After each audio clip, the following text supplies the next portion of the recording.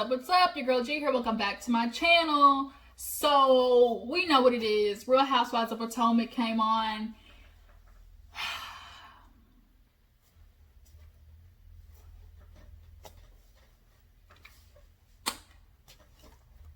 Where do I start? Because I already know I don't fucks with Gizelle, and I slightly don't even really like Robyn like that because she's constantly being scissor buddies with Gizelle. But we possibly might have a new contender that is equally as bad, but possibly if not worse.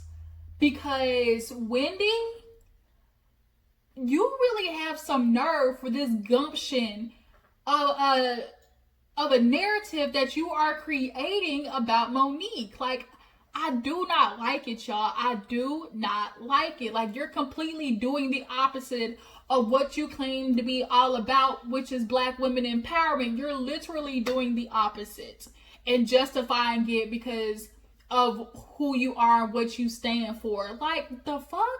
Like, let me quit. We'll get to that part, okay? We'll get to that part. So, nonetheless, hey, if you're new to your girl's channel, thank you for clicking on one of my videos. Appreciate you. Let me welcome you to Big What's Up. Okay, also, hey, if you guys didn't hear in my last video, your girl is certified. I got a freaking license. I'm a licensed Texas agent now. So your girl's about to get that shmoney. Okay, as Cardi says, that shmoney. Them dollars, them coins, them ducats. Everything you can think of, because bitches broke. COVID took over, okay? And if anybody else out there, you know, is struggling, can use a little extra money a month. I'm telling you, y'all, this is the way to go. Like, for real, for real. Being in financial education, you're teaching yourself, not only yourself, but people around you to get that money right and how to make sure you retire with $1 million in your account. Okay, I'm already on my way there. So if you want more information, okay, drop down in the comments. I can help you out, I promise. But nonetheless, who really need help, let's get into these Potomac Housewives, Real Housewives of Potomac, okay? So we open up the episode with with Gizelle with Juan going ring shopping for Robyn. I think that's what we open up the episode with. That's just what we're gonna do. So they go to the ring shop. Of course, Gizelle's thinking about herself, her and this goddamn Sesame Street vest that she got on. I don't know which character she killed. Looked like a combination of Bert and Ernie. Like, I don't know what it was, but Gizelle and her taste in clothes, like, you just can't explain it. But all you know is it don't sit right. So Juan and his little sexy stuff come in. Y'all, of all the housewives, like of all the franchises, and then we think of all the house husbands, Juan from Potomac can get it. Denise Richards' dude, what's his name? He can get it. From Orange County. From Beverly Hills. Another one from Beverly Hills, Kyle's husband, Mauricio, can get it. Like, there's very few husbands that, you know, be like, all right, Zaddy, and Juan is one of them. Shoot, might have to pull a Michael. What Michael say? I would Juan's. We like, what? He said he was put his mouth on that sausage. He wanted some of that sausage, okay? But nonetheless, Juan comes in looking like a coach, but still look okay. Like, he got a whole coach outfit. And of course, Gizelle wants the biggest ring in there. And it's like, bitch, you know they got tax issues. Like, bring the budget down a couple of notches. You know, like K-Way said, oh, bring it down a couple of notches. They pick up a ring at $59,000. He like, my budget's more like 8 to 10. And apparently she likes this mineral called Morganite, if I'm not mistaken. And it's pretty. Like, I'm so upset because my birthstone is garnet. Like, it's kind of really low-key boring. I like opal. Like, opal is such a beautiful, like, gemstone to me, or whatever. Like, what are they called? A mineral to me. Or stone. But nonetheless, they come up with the idea of the ring and everything, and she's sending pictures to Jamal and they fake ass relationship for the show. And, you know, he's ready to finally put a ring on it. And I'm just like, the more I think about Juan and Robyn's relationship, like, I really be feeling so sad for her. But later on in the episode, like, he ended up asking, you know, the family for permission or whatnot. So after that scene with Gizelle and Juan, we have Karen go to the therapist or life coach rather with Ray. You know, Mr. Uncle Ben, he on his way to his third retirement, like he said. You know, I'm working on retirement number 3. They've been married for 23 years. And what a lot of people don't understand is like, when you get married, every year is a different marriage. Yeah, you might be married to the same person, but each year is going to bring a different set of challenges, a different setup for your relationship, and a different, you know, obstacles that you're going to have to take on together. So in the beginning of the relationship, their marriage was Ray being the provider, Ray being, you know, the one out front, Ray being, you know, the Black Bill Gates. Here we go. Year 5, you know, okay, Karen's at home taking care of the kids. Ray slowly moving into the other side of his life, you know, working on retirement. You know, year 10, the kids move out. It's just them two. And year 10, that's when 10, 15, 20, that's when Ray got through his tax issues, and Karen, that was their marriage, and Karen had to stand beside him with that, with all the mess, all the people making fun of her, of him, you know, they went through that together. Now here it is, year 23, Karen, like he said, it used to be, oh, Ray's wife, you know, Karen Huger is Ray's wife. Now all of a sudden it's Karen Huger's husband. He don't know what the fuck to do with that, y'all. And that's how it is for most men. When you stay out front and your wife is at home supporting you, making sure the house is clean and cooking for you, and, you know, is in a thong and see-through dress when you get to the house so you can, you know, beat it and go to sleep. Like, that's what they're used to. But now he is on, like he said, his third retirement. He ready to kick back and relax in Florida and, you know, sip his little old-fashioned neat on the beach. But he can't really do that when Karen is hitting her prime, y'all. Karen has got LaDawn fragrance, which is still out there and popping, y'all. Karen messy as fuck, y'all. Karen is funny. Did y'all see the way she posted that picture of her side by side between Gizelle's Every Hue Beauty and her LaDawn fragrance? Where the website at though? Where the website at, Gizelle? Like, it's gone. Poof.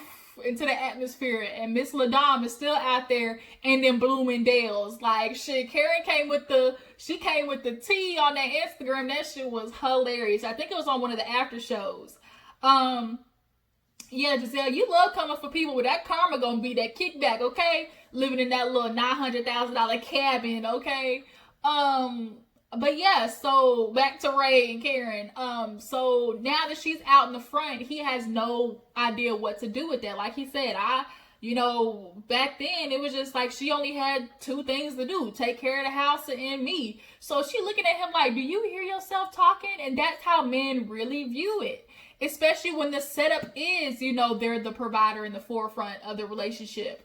So he was so focused on Karen's aspect of changing in the relationship that he completely wanted to negate how his aspect, the things that had to do with him, changed the relationship. Nigga, you went through a whole tax situation. Y'all was getting ready to be broke. Like, you got behind in taxes so much, and Karen had to give up half of her, you know, little empire that she built, or half of all the money that she, you know, saved for herself to save your ass. And the fact that you still haven't said thank you to her just really goes to show how much his pride and ego is messed with. Like, he tried to put it off on her like, oh, you know, you think you let this fame and fortune get to you? No, you're letting it get to you. You're allowing, you know, this newfound fame that Karen has to make you feel a type of way because she had to bail your ass out before the IRS came and got you. Them hoes is gangsters.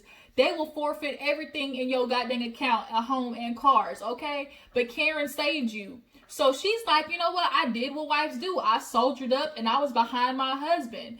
And the only thing she's asking for in return is for you to do the same thing when she goes out there and builds this business and legacy. And you can't do that because,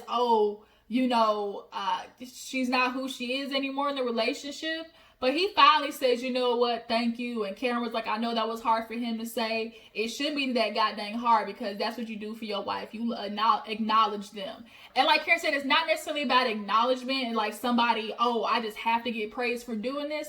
But you just like to know that the person recognizes and sees, you know, what you did for them. So they both, kind of after talking to the life coach agree, like, we both got to work on this. It's not just about one of us changing, it's about both of us changing. And I think that's more going to be harder on Ray's part than it is Karen's. So after that, we see Monique and Chris's godfather, I think his name is. He came through to help her with Not for Lazy's moms, and she's doing the live podcast, and she kind of sees him as he's kind of like their mentor, their helper, their person they go to for advice. Like, he's been there for them for their whole marriage. Oh, sorry y'all. So she's talking to him about Not for Lazy Moms, and the theme for the week is like redefining you. And she wants to invite the ladies, obviously, but doesn't know how that's going to go. And she's kind of talking to him about how, she finally feels sorry about what she did to Candace.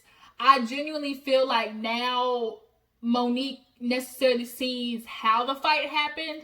Not that it was, oh, Candace provoked me. It was more the fact that you had all this stuff built up and you took it out on Candace. Now, that's not to negate the fact that Candace helped escalate the situation, but at least Monique can recognize that, okay, the reason you kept going is because you were looking for an outlet and somebody to take it out on, and it just happened to be Candace.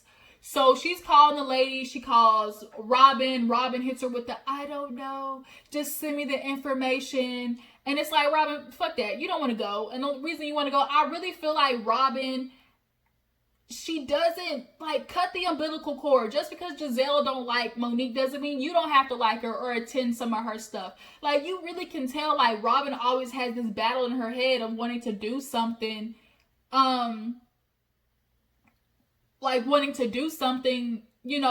totally different from Gizelle, and then she backtracks on it.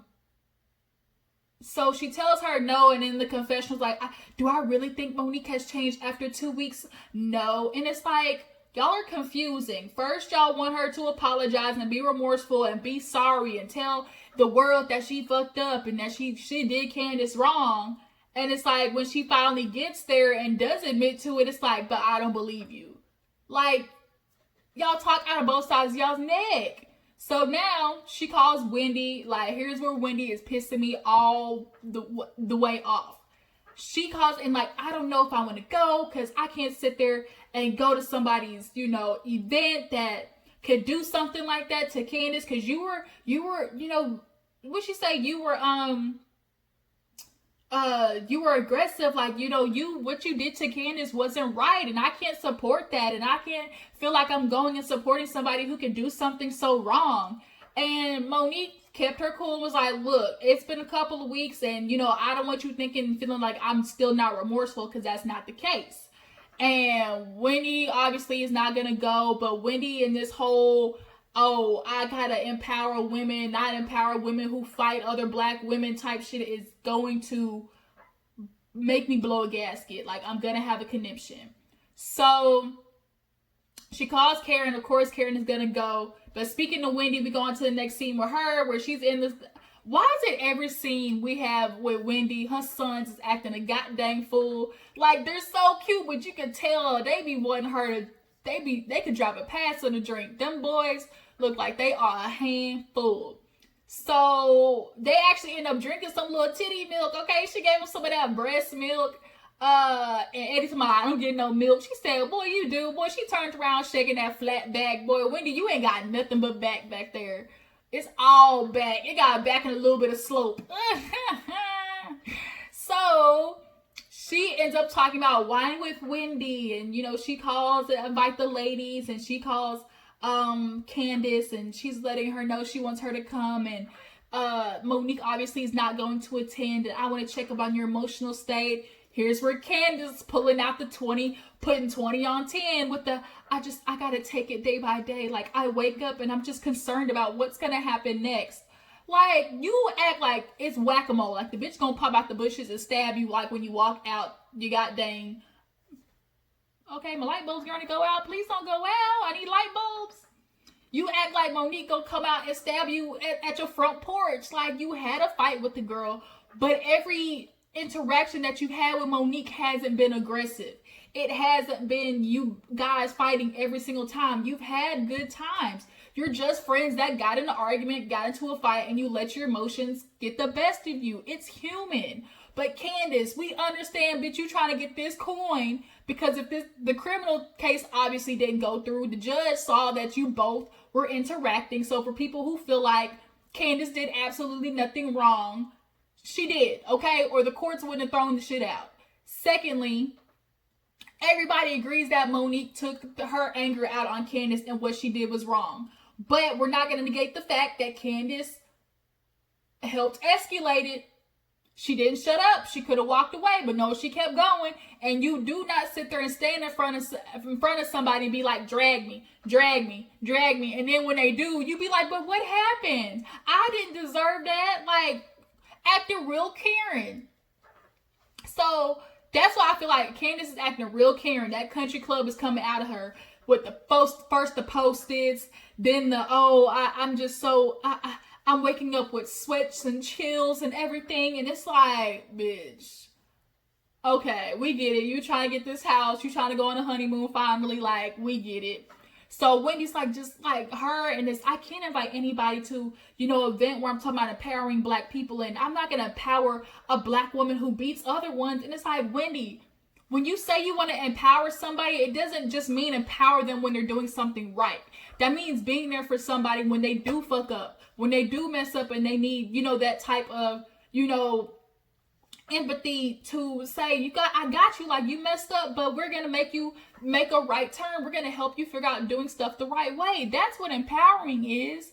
And I think one, of her culture, it's a thing. And two, her profession really plays into how she's handling Monique. So we see Juan and Gizelle Juan and the kids go bowling with Robyn. It's a cute little scene. He finally ends up asking the parents if he can propose, take Robyn's hand in marriage again. I'm not gonna lie, the mom was like, y'all got love for each other. The problem is getting over, the differences. Now, we did see in a trailer that they did go to like therapy, and Juan clearly got some shit he holding under his chest.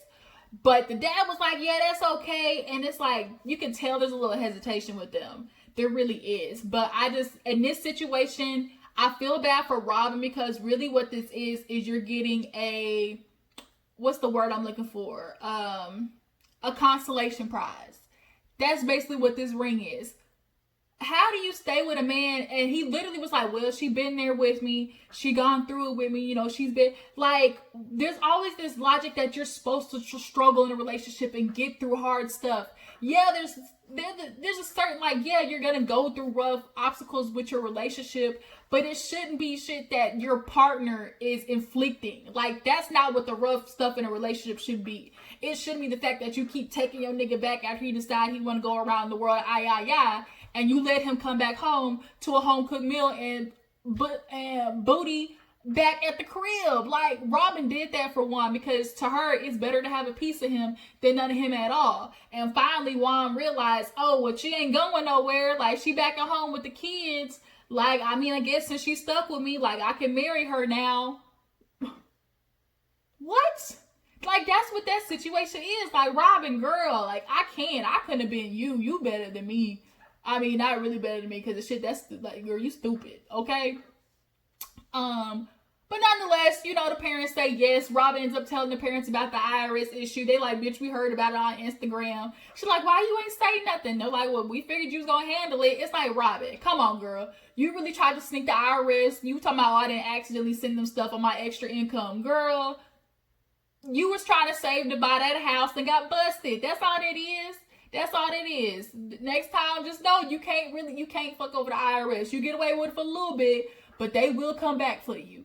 But I just find it real ironic how, like, when everybody else had the tax issues, the IRS issues, boy, there go Gizelle, free Uncle Ben, tax reform, doing all that shit with Karen. Where we see Gizelle out with all the jokes for Robyn. Okay? The hypocrisy.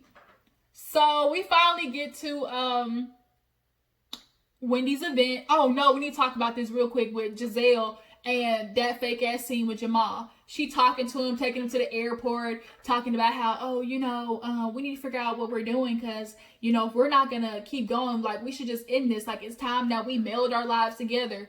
He talking real pastor-ish, like, oh, but, you know, it's all upon you. You wanted to be independent, and I was allowing that, your space, to figure out, you know, who you wanted to become, and I was just waiting on you. And I was like, the freak you talking like that for? And it's like, it's so fake. And she's like, oh, well, I get that.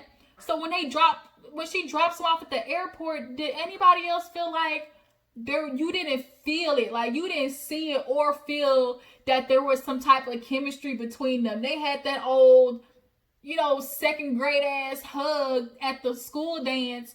Like, they didn't even kiss on the lips, like, nothing. The fact that they didn't kiss on the lips is very telling. Like, when your nigga is getting ready to go off on a plane for a while, you be macking that nigga down. Like, we all know that's what you do. And the fact that Gizelle didn't, girl, you got what Jamal was like, nigga, you owe me, okay? I put up with you, cheater, pumpkin eater, and help me out this season. I'll let you see your daughters, even though they don't F with you right now. The daughters ain't here for it because they know that shit is fake. And Gizelle forcing it, I don't like. Secondly, you brought him on because you need a storyline, because sitting there watching you light flames behind the scene and pot stir is getting old, and you knew it. So now we get to Wendy's event.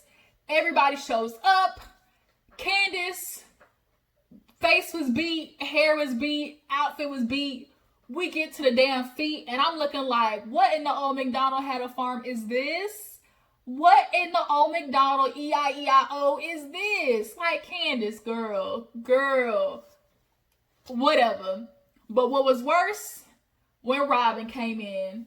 Y'all, Robyn came in with the bag lady wig. Bag lady. She came in with the auntie at the cookout wig that be hitting on the young niggas from college. She came in with the oops gotta go wig that you hurry up and throw on when you gotta run to the grocery store because you forgot milk. Like, she came on with the pastor life wig. Like, the shit was so stiff. Like, it had no motion. Like, she moved her head and the wig moved with it. Like, it was so, and everybody was looking at her like, who gonna tell this bitch? Like, who gonna tell her that this ain't it? Gizelle in the after show said that she checked Robyn after that. So, at least you did, because that shit was horrible.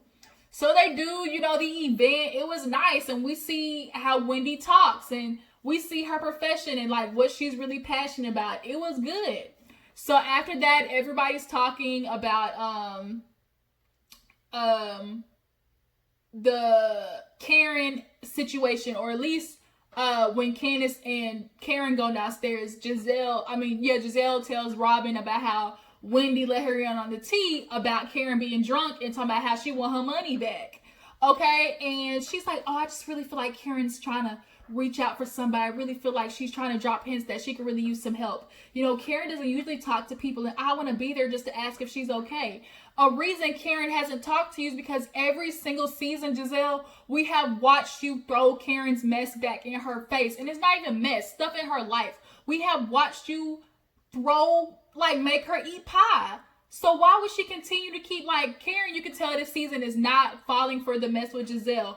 Every season we watch them reconcile, get into it, reconcile. But after, I think, watching Gizelle come after her with the blue eye situation, with the Ray tax situation, Karen is starting to realize, Gizelle is one of those people that can root for you only until you start doing better than her. And the minute you have a fall, she dared to kick you while you're down. She does not allow people to do better than her. And so the minute she sees a crack, she's gonna kick that bitch open. And that's why Karen's not talking to your ass. No, you're not gonna sit there and ask her about her business because you genuinely care. You're only asking about it because you're nosy. So when Karen and Candace are downstairs, Candace tried to hit her with, I just don't understand why you are coddling Monique. You've been there for Monique, taking her side, and you have yet, I need to hear you say that you understand what Monique did was wrong. And Karen scolded her so fast in the nicest, nastiest, passive-aggressive way. Like, she said, now, young lady, now let's not forget that I coddled you a year ago. Let's not forget that I was on your side when everybody else was against you a year ago. I'm doing the same thing for me that I would do for you. Even when I didn't agree with some of the things you did, I was there for you, Candace, and I did not allow that to let me sway, because that's what you do for a real friend. I was like, get it in, Karen. Let her know, let her know, let her know. Like, Candace had nothing to say, because she was like, look, you are bright and intelligent, and you are powerful, but so is that mouth. And Candace, it is. You run that mouth, and because you used to that country club life, you go out into the streets and running that mouth. And you got to understand that, yes, Monique took it too far. But guess what? You pushed her over the ledge. That's the thing. Don't push me, because I'm close to the edge. I'm trying not to lose my head. I don't know how I went there, but it just felt right. But the point is, you push, and you push. And running that mouth, you feel like there's no consequences for that. Monique is understanding the consequences of when you physically put your hands on somebody. Now, here it is. You understand the consequences of when you run that mouth. And it just is what it is. And you're not going to push Karen to neglect Monique, which is what all of them are trying to do. They're trying to push Monique out of clearly the group. And I'm glad that Karen's not folding. So now, what's her face? Wendy, a freaking Wendy, her little ass comes downstairs. Like, she really has something against Monique, and she has this idea that, oh, you're making us look bad. This is why they don't invite us to the table. Bitch, they don't invite us to the table because we black, period. We could be all perfect and they're still not getting invited to the table. And I feel like because she works in the profession with so many white people, she always is going to go back to the black community and make sure we're acting right for the masses. So who are we trying to prove ourselves to, Wendy? Like, as black people, we need to look at black women and be like, we get you messed up, okay? And we not gonna allow them other ones over there to tell you you can't mess up and not get right and do better. Like, I can't stand that. So Wendy comes downstairs backing Candace. Why aren't you saying she's wrong, Karen? Why aren't you acknowledging the fact that what she did was messed up? Hello, flashback. Karen said she fucked up, and she told her she was messed up and that she needed help. But the problem y'all ain't understanding is that she can do all those things and still be her friend. Candace, you have done a lot of messed up stuff. All of you girls have done a lot of messed up stuff, and you still stand beside them because that's what a real friend does. Candace throws these temper tantrums when she doesn't get her way, and I do not like it. So Karen had to let Wendy know, bitch, you smart, but you ignorant, okay? Now, you kind of lost me with the, oh, something's medically wrong with Monique. It's like, bitch, she ain't nothing medically wrong. She just been waiting to whoop Candace's ass since she was pregnant. That's all it was. But nonetheless, like, she had to let them know, you're not going to bully me into this submission of, oh, Monique needs to understand that this is a consequence of her actions, and what she did was so wrong and represents black women so badly. And I'm just like, Wendy, go shut up. Like, go figure out how to get this goddamn curse up off of you. Go sit there and sacrifice a goat and throw some sage around your house so you can figure out how the hell to get your situation right. And Candace, kick rocks with open-toed shoes. So that's where the episode ends, you guys. I done went on hella longer than I thought I was going to. But I just can't stand how they're trying to treat Monique right now. Oh, shit, I forgot about the damn Monique's podcast. Ashley showed up. Ashley, her little messy self, she told Monique about how Karen was like, well, speaking of the legal situation, Karen told Candace that she would have pressed charges. Monique hit her with the... Y'all, Monique looked so gorgeous that day. Like, Monique be dressing down boots. Like, she looks so pretty. Her makeup is always on point. But when Ashley said that, I said, damn, Ashley, be quiet. But then at the same time, it's like, why hasn't Karen told you that yet? The fact that Karen hasn't said anything to Monique about that yet is sketch. So then, during the podcast, that little moderator, her little shady ass, after Monique told her, we're not going to talk about, the physical altercation, gonna be like, first question is, how are you and Candace? I said, bitch, did she tell you? Who paid you? Who on production slid you that $100? She said, let God, just pray for us. That's all I can say. And I'm like, thank you for handling it right. she did have a little bit of a turnout. I don't think she sold 300 tickets, but the point is, people showed up, and Monique is gonna work through this. And I just don't like how Robyn, Gizelle, and Wendy have just kind of banded together on this Monique is horrible train, and she's never gonna apologize and be sorry. And it's like, Candace, she did try to apologize, but you didn't want to hear that. The thing is, you didn't want an apology from her. You want to punish her, and you want to make her feel embarrassed, just like you got embarrassed on TV. Like, you got your pride hurt, and because you haven't been in a fight before, you don't know how this works. And because I'm sure you've never had repercussions for running your mouth. I mean, with your mama you have. She dotted you in the face with that purse. So, but that was off camera though. And then she calling for, oh, her lackeys are coming for me on the internet. Like, girl, you're on reality TV. Everybody's going to have something to say. Your lackeys got something to say about Monique. It goes both ways. You're just mad because an overwhelmingly amount of people kind of low-key are okay with you getting popped in the mouth because you've been running it for so many seasons. That's why you feeling a way about it. But Monique can't control that. Like, she can't control Twitter. But yeah, that's everything, you guys. Let me go ahead and get off because I got to go drop my brother off at work. But I appreciate you guys for tuning in. Make sure, drop down in the comments how you feel about this episode that went on. How do you guys feel about Wendy and her strong opinions about Monique this episode? I ain't liking it. And Gizelle and Jamal, do y'all believe that they really are in a relationship or they're doing this shit for show? I appreciate you for tuning in. Make sure you like, subscribe. I will catch you guys in the next video. Deuces.